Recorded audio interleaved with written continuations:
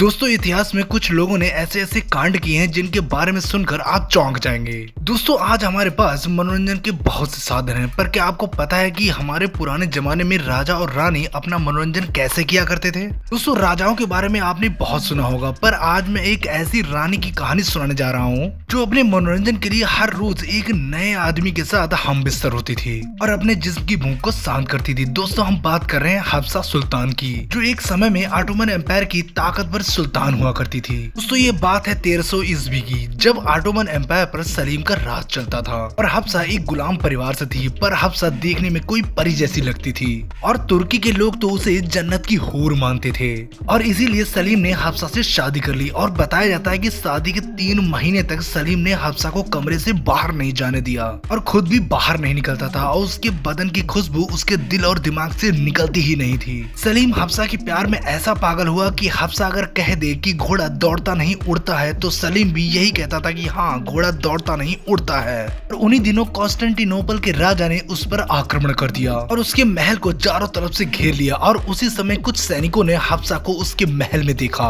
सिपाहियों ने इससे पहले इतनी खूबसूरत औरत कभी देखी ही नहीं थी और जब कॉन्स्टेंटिनोपल के राजा हैटिस को इसकी जानकारी हुई तो हैटिस ने तुरंत एक पत्र सलीम को भेजा। उसमें लिखा था कि मैं आपसे दोस्ती करना चाहता हूँ और आपसे मिलने महल में आना चाहता हूँ। सलीम ने ये बात जब हफ्सा को बताई तो हफ्सा तुरंत समझ गई कि हैटिस को दोस्ती नहीं कुछ और चाहिए, पर सलीम को ये लग रहा था कि हैटिस डर गया है और इसीलिए वो उससे मिलना चाहता है। हैटिस को उसके पत्र का जवाब मिलते ही वो उसके महल उससे मिलने आ गया। जब उसने हफ्सा को देखा तो वो चौंक गया, उसकी निगाहें हफ्सा के ऊपर से हट ही नहीं रही थी। उसने कॉन्स्टेंटिनोपल का एक महल उसको गिफ्ट किया और कहा कि अपनी बेगम के साथ उस महल में कभी आए।